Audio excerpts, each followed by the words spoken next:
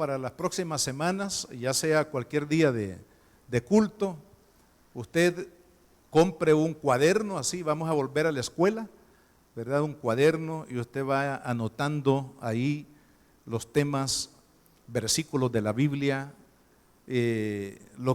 conceptos, ¿verdad?, de la teología bíblica, usted los vaya escribiendo, y de esa manera no confiar mucho en la memoria, solamente en la memoria. Algunos aquí me imagino, tienen una memoria impresionante, pero otros se nos olvidan rápido las cosas.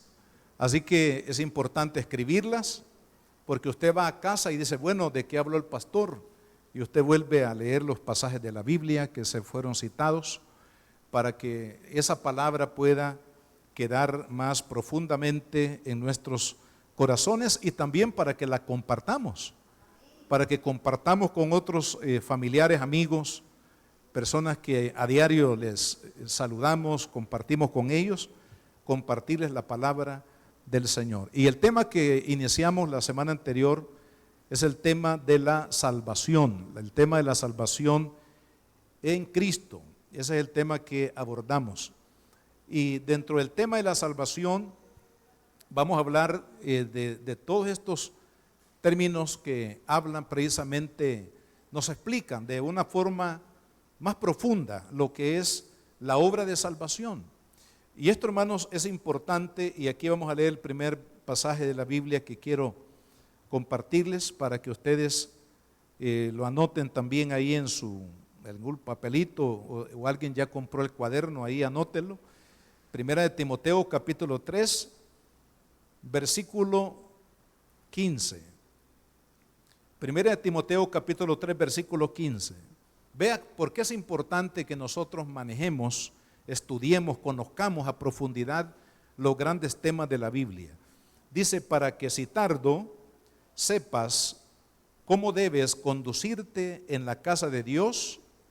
¿Qué es la casa de Dios? ¿Qué es la iglesia del Dios viviente? Adoramos a un Dios vivo aquí, hermanos, un Dios poderoso, un Dios vivo. Fíjese, a la iglesia le llama casa de Dios, le llama iglesia del Dios viviente, pero también le llama a la iglesia columna y baluarte de la verdad. Dice columna. Cuando usted escucha la palabra columna, o digamos fundamento, o pilar, ¿verdad?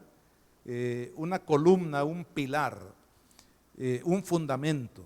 Está hablando de que la iglesia dice que es la columna, es la que predica la doctrina bíblica, la que es, hermanos, el fundamento en la palabra, el que declara, el que predica, el que enseña, el que difunde. La iglesia es la que predica, la que proclama, la que enseña, la que difunde el evangelio, que es la verdad de Dios en todas las naciones del mundo. Por eso dice que usted y yo, como iglesia de Cristo, somos columna y baluarte de la verdad.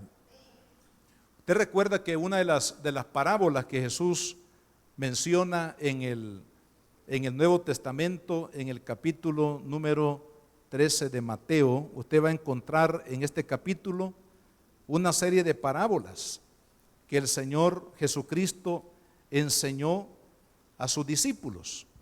Y dentro de esta parábola se encuentra la parábola del trigo y la cizaña, ¿verdad? El trigo y la cizaña. Y curiosamente dice la palabra de Dios aquí, buscando en Mateo capítulo 13, leemos en el versículo 27, dice: vinieron entonces los siervos del padre de familia y le dijeron: Señor, ¿no sembraste buena semilla en tu campo? ¿De dónde pues tiene cizaña?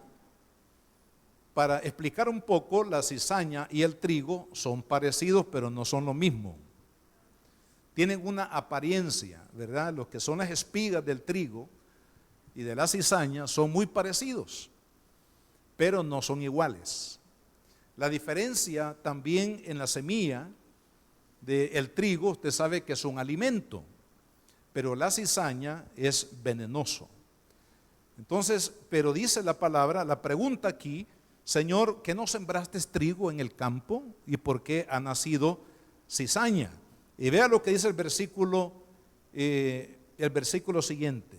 Y él dijo, el versículo 28, un enemigo ha hecho esto. Y los siervos le dijeron, ¿quieres pues que vayamos y la arranquemos? Y él le dijo, no sea que arrancando la cizaña, arranquéis también con ella el trigo.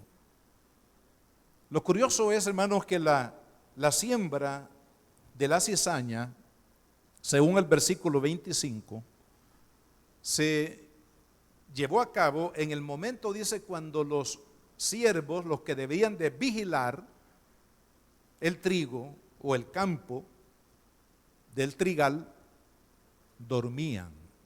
Fíjese lo que dice el versículo 25. Pero mientras dormían los hombres, vino su enemigo y sembró cizaña entre el trigo y se fue.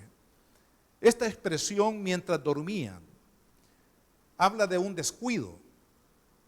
Habla de un momento en el que los siervos que estaban encargados de proteger el trigal, de proteger la cosecha, se descuidaron y se durmieron. Y mientras ellos se descuidaban, vino, dice, un enemigo y sembró entre el trigo la cizaña.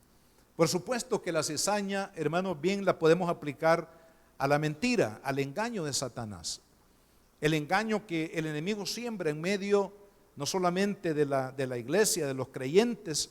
Por eso es importante que nosotros mantengamos nuestro oído afinado al Espíritu, que la palabra de Dios la conozcamos profundamente, porque es lo que nos va a dar discernimiento. ¿Qué es lo que nos va a guardar del engaño, de la mentira, de la cizaña del enemigo? Hermanos, es el discernimiento que produce el Espíritu Santo y el discernimiento que produce la palabra.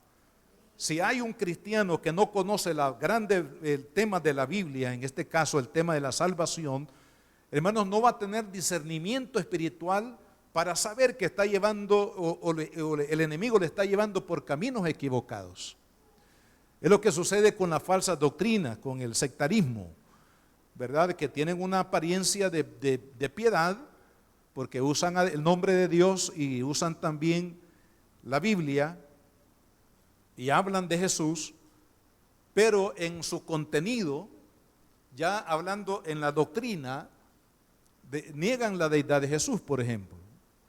Niegan la divinidad de Cristo. Y si se niega la divinidad de Cristo, se niega todo el Evangelio, porque no se puede sostener, hermanos, la verdad del Evangelio negando la divinidad de Cristo. Si se niega que Jesús es el único camino de salvación, el único camino de redención, no se puede sostener el Evangelio, hermanos, negando que Jesucristo es el único que puede salvar el alma de los hombres, porque fue el único que fue enviado por Dios y el único que murió en sustitución de la humanidad. Entonces, ¿qué es lo que nos da discernimiento? La palabra. Si usted conoce la palabra, usted va a detectar inmediatamente cuando alguien le está hablando y lo está llevando por un camino de error, un camino contrario a la palabra. Lo otro es la unción del Espíritu Santo, la unción del Espíritu. Por eso debemos nosotros estar buscando en oración continuamente al Señor, porque en la oración es donde la unción del Espíritu Santo se fortalece en la vida del creyente. Y es el Espíritu el que nos va a guiar, el Espíritu es el que nos va a guardar, nos va a dar discernimiento para que nosotros no inclinemos el oído a las doctrinas erróneas o a las falsedades o a la liviandad en cuanto a la predicación o al conocimiento de la verdad de Dios, sino que estemos arraigados, cimentados en la palabra.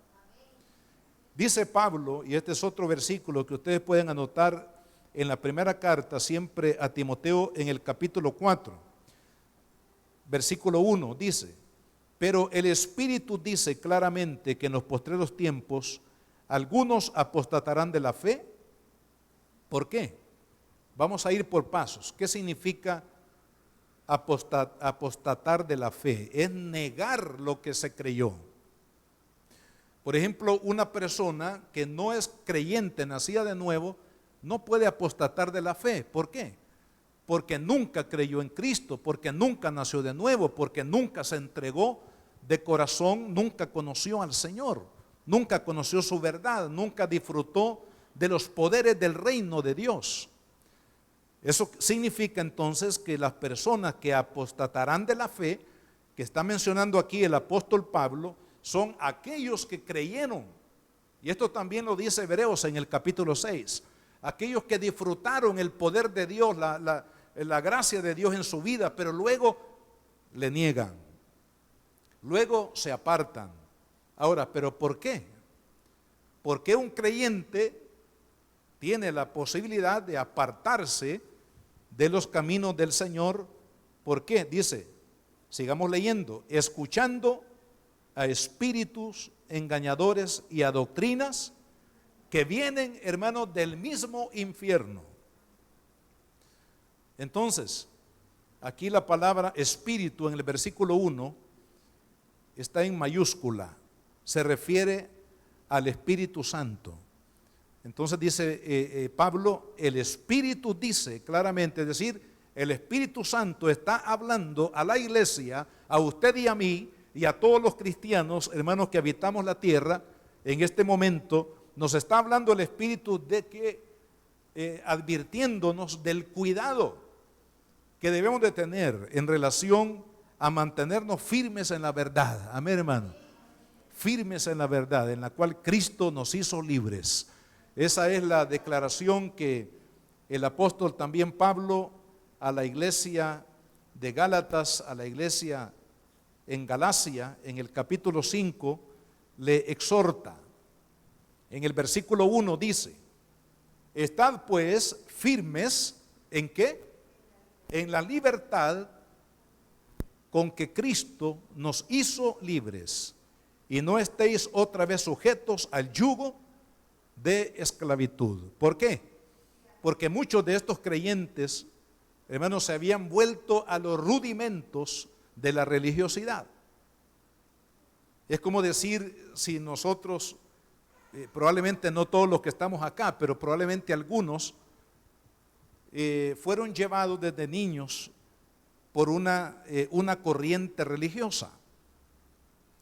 Y ahí muchos crecieron en esa religión, le llamamos religión tradicional.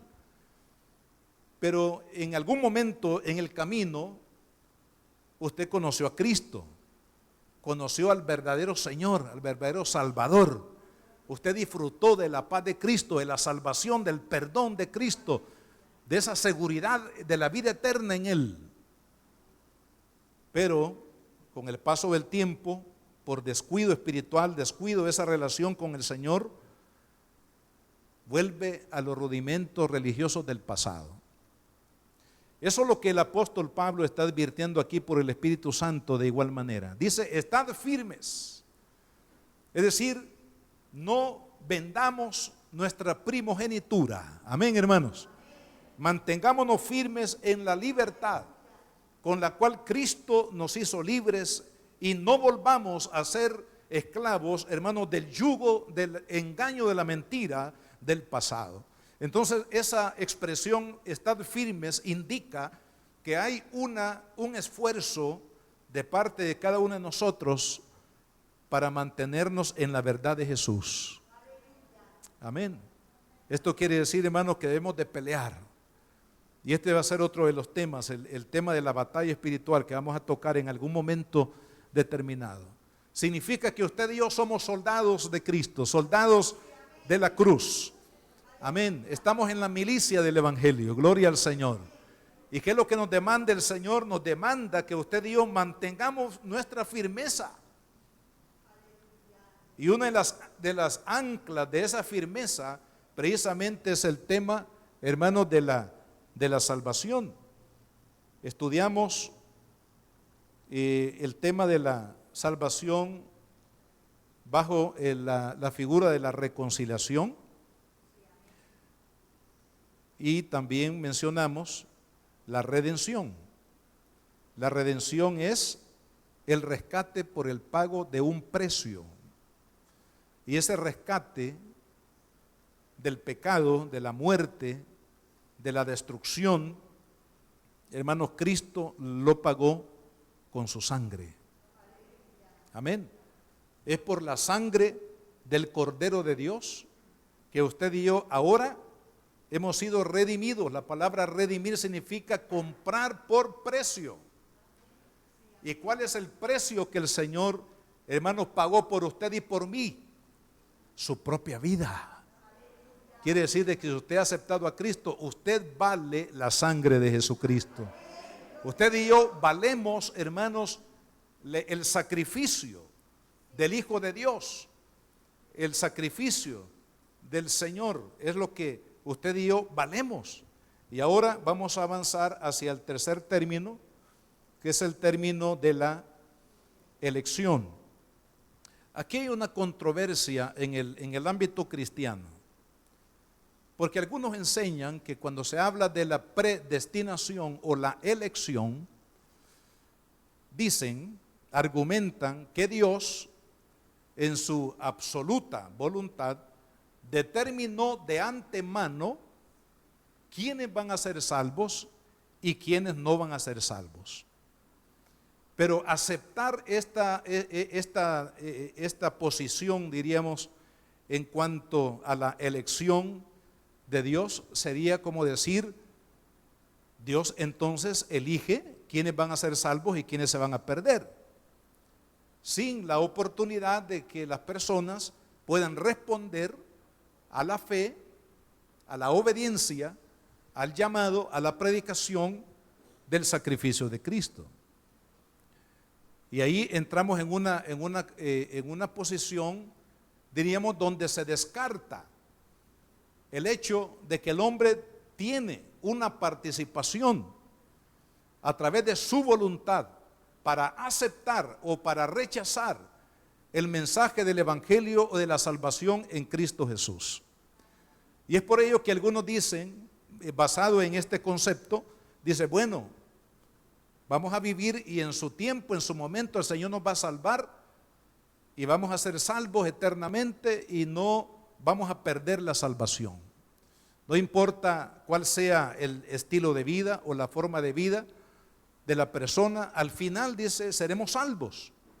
Entonces parece que eso da como un margen para que la persona pueda vivir una vida a su antojo o descuidada, o una vida en la que no está entregada, no está buscando la santidad de Dios, no está buscando la presencia de Dios, porque al fin y al cabo no la necesita. Si Dios ya lo eligió para salvación, esta persona, sea como sea, al final será salvo. Se oye muy bonito, pero no es lo que la Biblia enseña. En cuanto a la elección o a la predestinación, la palabra de Dios lo que dice es que en Cristo Jesús todos los seres humanos hemos sido predestinados para salvación. Ahora, ¿quiénes son los que van a experimentar la salvación?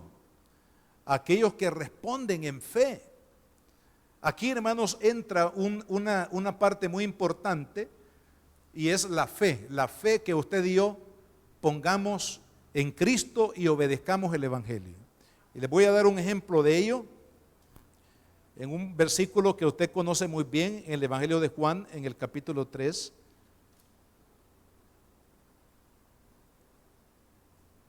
Versículo 14. Dice, y como Moisés levantó la serpiente en el desierto, así es necesario que el Hijo del Hombre sea levantado. Cuando dice Hijo del Hombre, se está refiriendo a la encarnación de Cristo. Esta es una figura, una tipología. Dice, así como Moisés levantó en el desierto, ustedes recuerdan, allá en el libro de Números, no lo vamos a leer, pero en el peregrinaje de Israel hacia la tierra prometida, uno de los peligros que enfrentó el pueblo en su marcha hacia la tierra prometida fue que fueron acosados por las serpientes que son altamente venenosas, que es un sinónimo de muerte, que mordían al pueblo que iba en marcha. Entonces, para guardar al pueblo de Dios del efecto mortífero de las serpientes en el desierto, el Señor le instruye a Moisés y dice: mira, erige una serpiente sobre un asta de bronce y ponla en un lugar alto, para que todos aquellos que sean mordidos por la serpiente o por las serpientes vean aquella serpiente de bronce que está erigida ahí sobre esa piedra, ese monte, ese lugar alto, y cuando lo vean serán guardados de la muerte. Ahora, eso era un milagro. ¿Por qué? Porque la serpiente era de bronce, no tenía ninguna capacidad esa serpiente para poder sanar y proteger a nadie. Era la fe. Ahí se pone en juego la fe.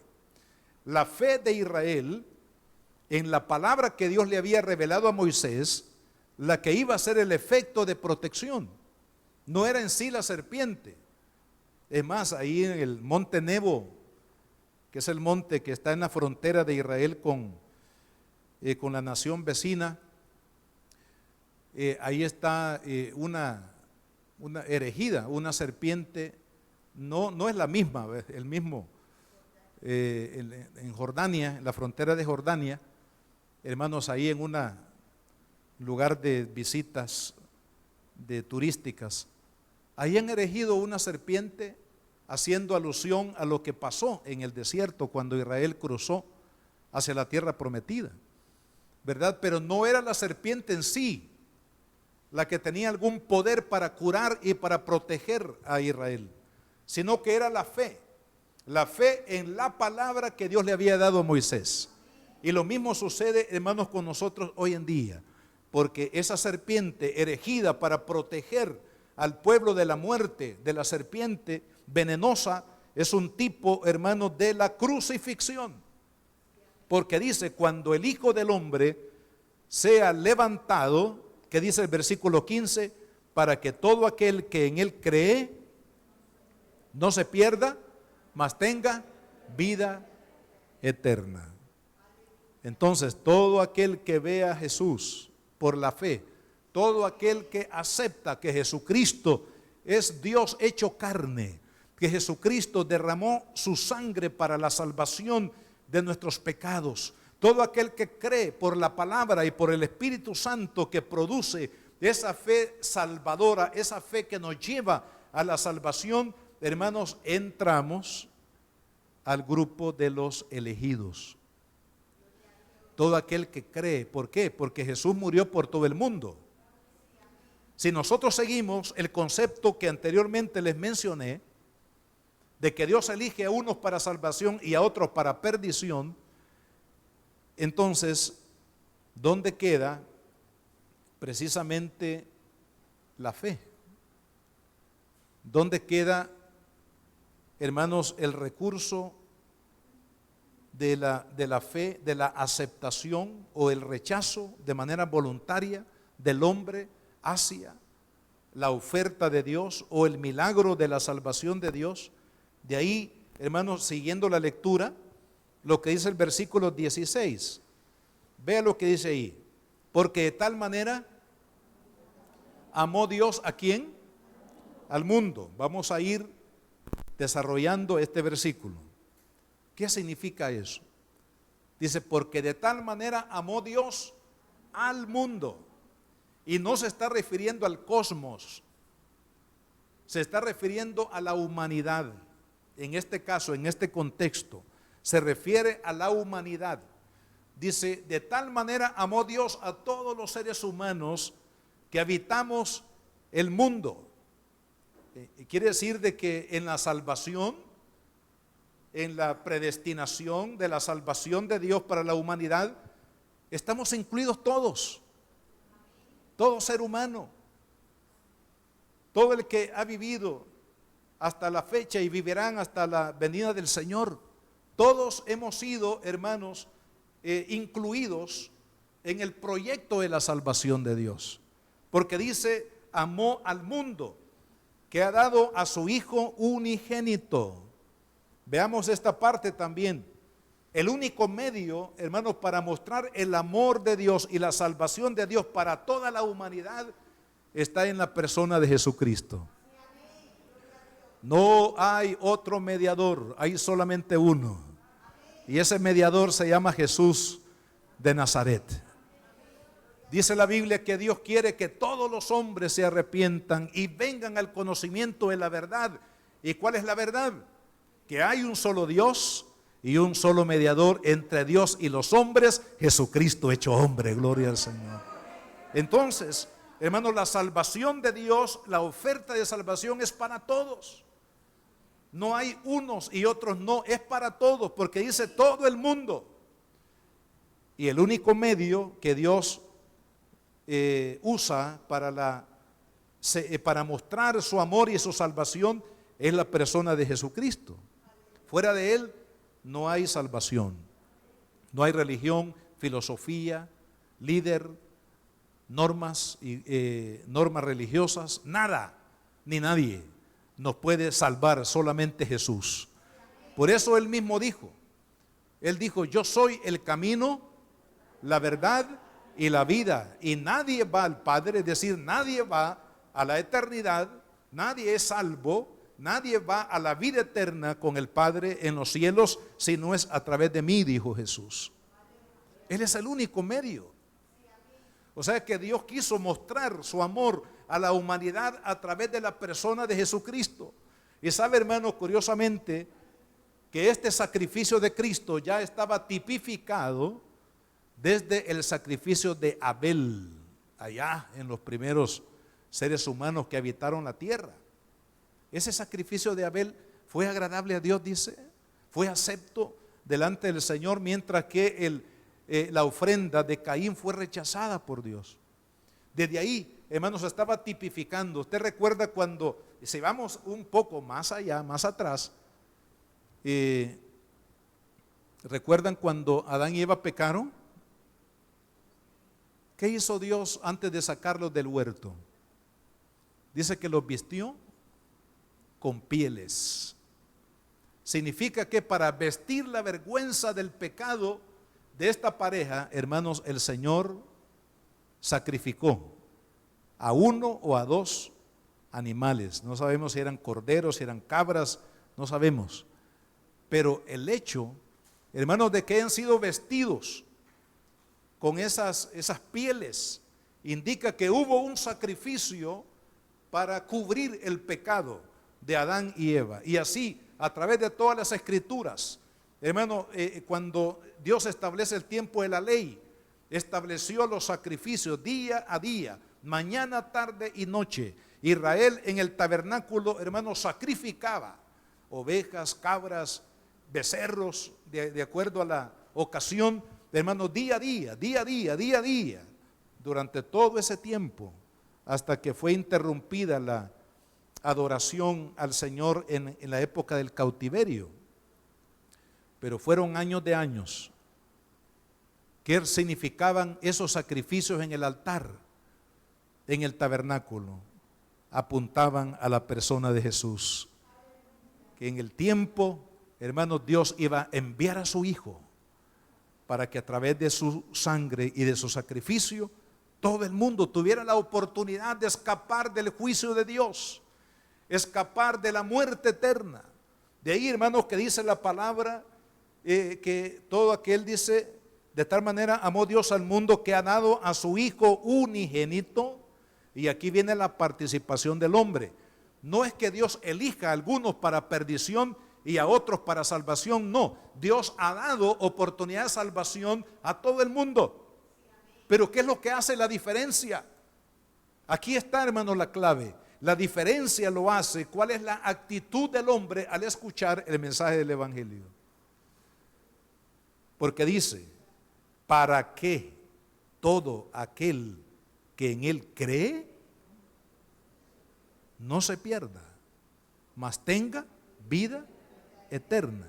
Entonces la lógica de este pasaje nos dice que aquel que no cree se pierde. ¿Por qué? Porque no cree, porque no acepta el mensaje del Evangelio. Porque el Evangelio es predicado a toda criatura. Por eso Cristo dijo, vayan amados discípulos, vayan por todas las naciones, a toda criatura, y testifíquenle, háblenle del mensaje de salvación. Ese fue el mandato de Cristo, ¿sí o no?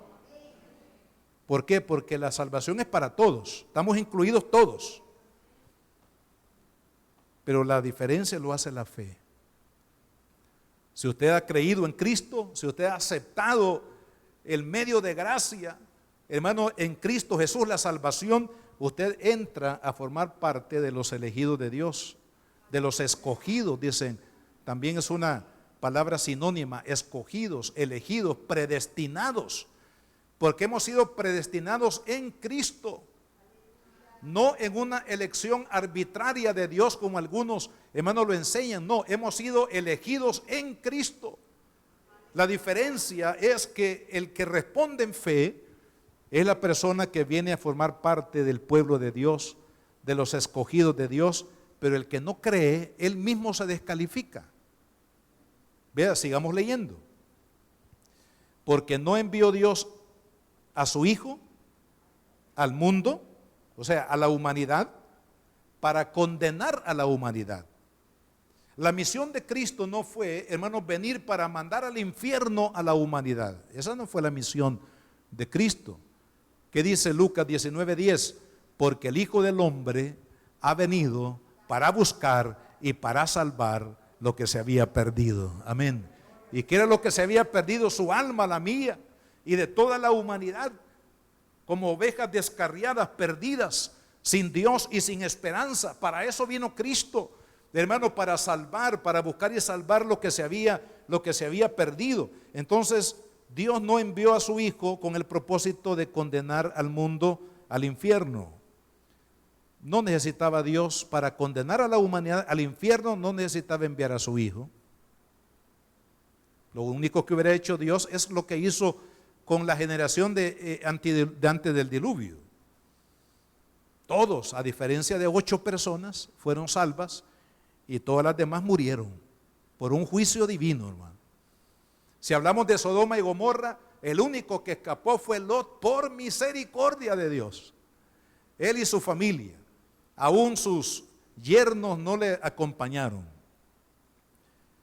Fueron salvos él, su esposa, sus 2 hijas, y lamentablemente su esposa a medio camino se quedó, hermano. Y sus 2 hijas ya traían cierto pensamiento de perversidad en sus mentes. Dios trajo juicio, pero no envió Dios a Jesús al mundo para condenarlo. ¿Qué dice la Biblia? Porque no envió Dios a su Hijo al mundo para condenar al mundo, sino ¿para qué? Para que el mundo sea salvo por él. Y note que sigue usando la palabra mundo desde el versículo 15 en adelante. La palabra mundo en este contexto se refiere a la humanidad, no a la tierra en sí, sino a la humanidad que la ha habitado hasta el día de hoy y la habitará hasta la consumación de los siglos. Entonces dice que Jesús vino para mostrar el amor y la salvación al mundo. Y ve el versículo 18, es claro, aquí no hay que Dios elige para condenar y elige para salvar, no, es el hombre el que elige. Versículo 18, el que en él cree no es condenado. ¿Se da cuenta? Dice que el que en él cree, cuando usted puso su confianza en Cristo, ¿qué pasó ahí, hermano? Cuando tú puso su fe en el Señor rompió el decreto condenatorio a la muerte eterna que pesaba sobre su vida y sobre la mía. ¿Verdad? Aquí entramos en esa figura legal de toda persona que es merecedora de la muerte y que está condenada a muerte. Tarde o temprano esa ejecución se llevará a cabo. Algo así estaba pesando sobre nosotros a causa del pecado original. Estábamos bajo sentencia de muerte, condenados, como dice también el apóstol Pablo en la carta a los Efesios, muertos en delitos y pecados. Pero cuando usted creyó en Cristo, Cuando usted y yo aceptamos la gracia de Dios en nuestra vida, ¿qué sucedió? Esa condena que pesaba sobre nuestra vida fue anulada. Amén. Fue anulada el decreto condenatorio sobre aquellos que han creído en el Señor. Es por eso que ahora tenemos vida y vida en abundancia. Tenemos vida y la esperanza de la vida eterna, porque la Biblia dice que todo aquel que cree en el Hijo tiene vida eterna. Gloria al Señor. Ya no hay condenación para aquellos que hemos creído en el Señor, declara el apóstol Pablo en la primera carta a los Corintios. ¿Verdad? Dice, ya no hay condenación para aquellos que ahora estamos en el Señor Jesucristo. Si alguno está en Cristo, nueva criatura es. Las cosas viejas, incluyendo la condenación, pasaron y aquí todas son hechas nuevas. Gloria al Señor. Es una obra que el Espíritu de Dios hace por medio de la gracia de Jesucristo. Pero vea lo que dice, porque no termina ahí el versículo, el 18. Pero el que no cree, este es el otro grupo. Estos son los que se condenan, los que no entran a la elección o a formar parte del pueblo de Dios, de los escogidos, de los elegidos en Cristo, de los predestinados en Cristo, de ese pueblo santo, pueblo de reyes y sacerdotes para alabanza de su nombre. Hermanos, ¿por qué? Dice, el que no cree. ¿Cuántas personas dicen, mire, para mí el evangelio, eso no va conmigo, eso va para los débiles de carácter, dice. Eso va para aquellos que no tienen que hacer, dice. Yo no creo en eso, no creo en la Biblia. La Biblia fue escrita por hombres, dicen algunos. Y la gente ahí en las iglesias está engañada por los pastores, dicen, no, nosotros no engañamos a nadie, únicamente lo que hacemos es enseñar el evangelio de Cristo. Y como sabemos que el evangelio de Cristo es la verdad, y la verdad os hará libres. Por eso es que todos los que estamos acá somos libres, ¿sí o no? Libres en Cristo Jesús. ¿Por qué? Porque hemos conocido la verdad de Jesucristo. Entonces, mi hermano, pero aquel que no cree, esto es lo triste. Esto es lo doloroso para un padre de familia, para un cónyuge, para un abuelo, para un hermano. Cuando su ser querido, a pesar de que se le ha hablado, a pesar de que se le ha testificado de Cristo, no cree. Hermano, qué triste, es doloroso en el espíritu. ¿Por qué? Porque vea lo que dice. Pero el que no cree ya ha sido condenado. ¿Y por qué ha sido condenado? No es Dios el que lo condenó.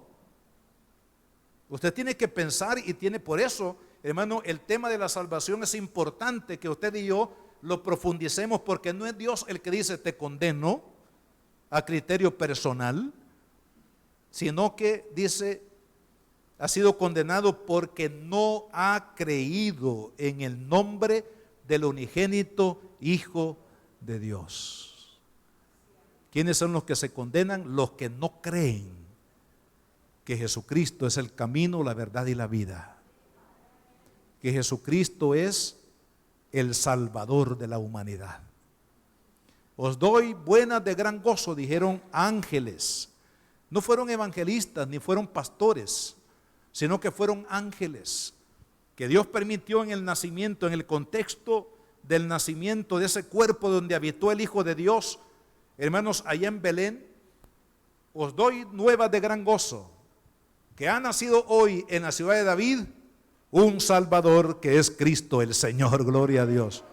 Fue claro el mensaje angelical acerca de Jesucristo, pero hermanos, muchos no han creído en Él y ellos mismos, por no creer, se condenan. Y usted por creer se salva. Usted por poner su confianza en Cristo tiene vida eterna. Usted por poner su esperanza en Cristo tiene vida, tiene esperanza, una esperanza que no avergüenza. Este mundo está convulsionado, este mundo va, hermano, camino a la perdición y a la destrucción, pero aquellos que hemos creído en Cristo vamos para el camino de salvación, vamos para el camino de la vida eterna. ¿Por qué, amados hermanos? Porque en Cristo el Señor nos eligió en Cristo, nos eligió en el amor en el sacrificio del Hijo de Dios. En cierta ocasión, y con esto voy a finalizar por cuestión de tiempo, vamos a continuar estudiando este tema, que yo creo que es un tema, es como la columna vertebral espiritualmente hablando del creyente. Sin la columna vertebral no podríamos estar de pie, no podríamos sentarnos, no podríamos caminar, no podríamos hablar, no podríamos hacer nada. Por eso se le llama columna vertebral, porque de ahí depende mucho de la vida del ser humano. La salvación es la columna vertebral espiritualmente hablando del creyente, hermano. Porque hablando con una persona que no cree en la elección en Cristo, sino cree en la elección de Dios para condenar o para salvar, yo le hice, espero, una reflexión. Entonces, ¿qué pasó con Jesús en el Monte Calvario? Quiere decir de que Jesús en el Monte Calvario solamente murió por los elegidos, y los que no fueron elegidos, ¿no murió por ellos? Cuando vemos, hermanos, la salvación a través de la persona de Cristo, eso nos da a nosotros un parámetro de la doctrina correcta del Evangelio. Porque eso significaría que Jesús solamente murió por los escogidos, y por toda la humanidad que se va a perder, Jesús no le interesó, no murió por ellos, y por tanto no se salvarán. No es así. Cristo murió por todos. Cuando Él fue al madero, murió por toda la humanidad. Cuando Él fue a la cruz, estaba pensando, hermano, aún en los hermanos que estamos reunidos aquí, 2000 o más años en el futuro. Cristo estaba pensando en toda la humanidad, en toda lengua, en toda raza, en todo pueblo, en toda nación de la tierra, porque Jesucristo murió por todos. Él murió para redimir a la humanidad. Ahí estaba usted y yo, estábamos ahí incluidos. Y por esa inclusión de Cristo, hermanos, al pensar en nosotros, es que ahora nosotros estamos acá alabando y glorificando su precioso y maravilloso nombre. Póngase de pie, mis hermanos. Vamos a orar. Primero le vamos a dar gracias a Dios por la obra de Cristo, por su salvación, por su redención. ¿Sabe? Esta es una buena oportunidad para que todos aquellos que hemos conocido al Señor Jesucristo le demos gracias, hermano. Porque no ha sido poca la obra y el sacrificio que Jesucristo hizo por usted y por mí en la cruz del Calvario. Y para aquellos que todavía no han creído en el Hijo de Dios, Él es el único camino. Crea en Él para que usted pueda experimentar el poder de la salvación, para que usted tenga esperanza de vida eterna, para que usted al morir, usted va a cerrar sus ojos acá. Todos los que muramos, si el Señor tarda en venir, vamos a cerrar nuestros ojos aquí. Pero ¿qué va a pasar con aquel que puso su confianza en Jesucristo? Cuando abra sus ojos en el mundo espiritual, estará en la presencia del Señor. Estará con Jesús. Estará en la gloria de Dios. ¿Sabe por qué? En virtud de la obra de Cristo. Porque no somos salvos por buenas obras, por bondades humanas, por elegir X religión. Algunos dicen, yo tengo mi religión. No, la religión ninguna salva a nadie. El único que salva al hombre del pecado, de la muerte eterna, es el Hijo de Dios, que dejó su trono de gloria y vino a este mundo para buscar y para salvar lo que se había perdido. Oremos, Padre, en el nombre de Jesús. Te damos las gracias, bendito Rey,